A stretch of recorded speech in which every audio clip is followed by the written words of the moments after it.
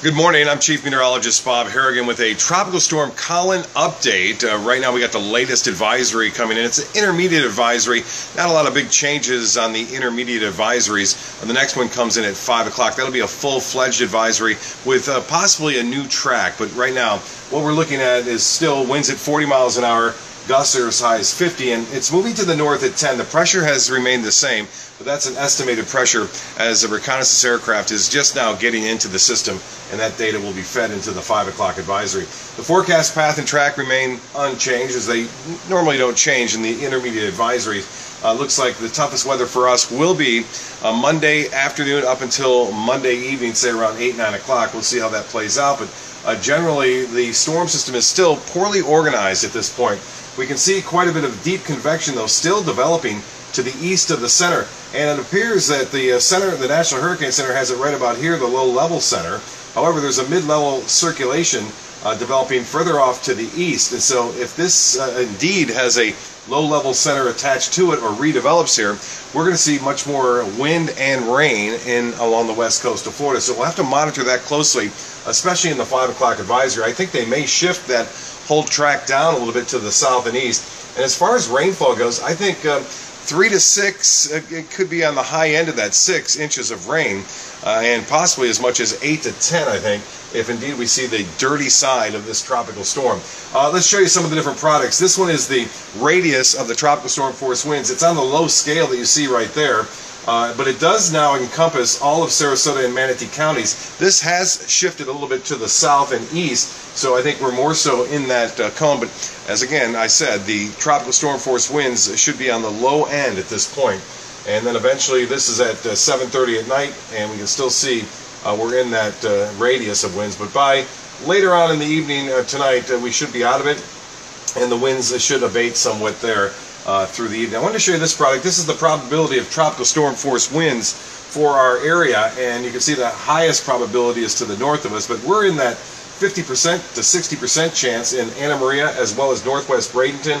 In Sarasota, it's at around 50% chance of getting tropical storm force winds here for the day on Monday. Less of a chance to our south, but this may change and shift due to the 5 o'clock advisory.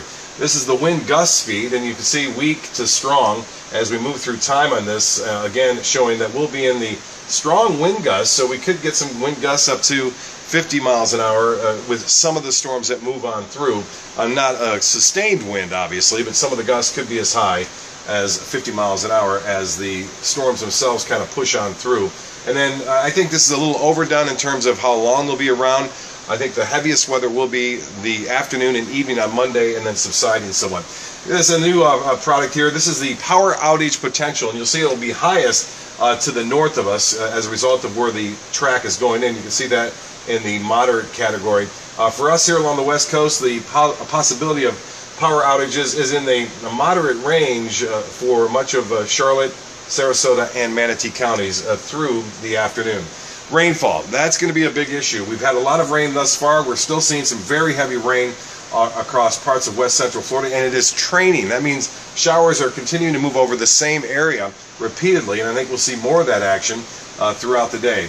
Venice now, some light to moderate rain there, moderate rain near Inglewood, heavier storms down south near Fort Myers and offshore. And if we take you upshore, Palmetto and Bradenton just had some very heavy rainfall, some heading into Parrish. Right now there have been no reports of any severe weather. There's not a lot of rotation with these cells at this point, so that's a good sign. This particular line out here in the Gulf of Mexico, the National Weather Service just issued a special marine advisory for that one, but that is bending off toward our direction, so we can expect some of that to kind of move on in the next hour. So you can see that line right there kind of moving up to Venice, and this one kind of pinwheeling around, so I think we'll get some of this rainfall in. Rainfall rates with some of these storms, 2 inches an hour as they make their way up from the south. And speaking of rainfall totals, so far 2.3 is the highest number I can find. That's in southeastern Manatee County. Most everyone's had about 1.5 inches right near the coast. And there is a probability of tornadoes as well.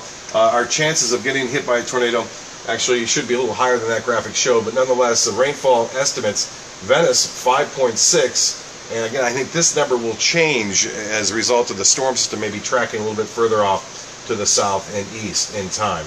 Well, this is one forecast model showing the system continuing to move off toward the northeast and eventually emerging off the coast of Florida and re-intensifying over the Gulf Stream. But still on Tuesday we could get some residual showers and some storms there.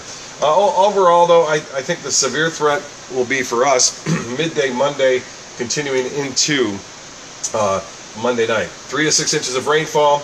Coastal flooding could also be a concern. Tides are already running high out ahead of the storm, and we'll see a high tide right around 1 to 1:30 along the west coast of Florida with an additional 2 feet on top of the high tide. We could see tides right about 3.5 feet near the coast, and that will cause some problems. And there's the wind probability right now, 25 to 40 mile an hour winds sustained. That'll be in the afternoon and evening. We'll keep you up to date. 5 o'clock advisory, John Scalzi will be in with all the latest information as it comes down from the National Hurricane Center. Thanks for joining us.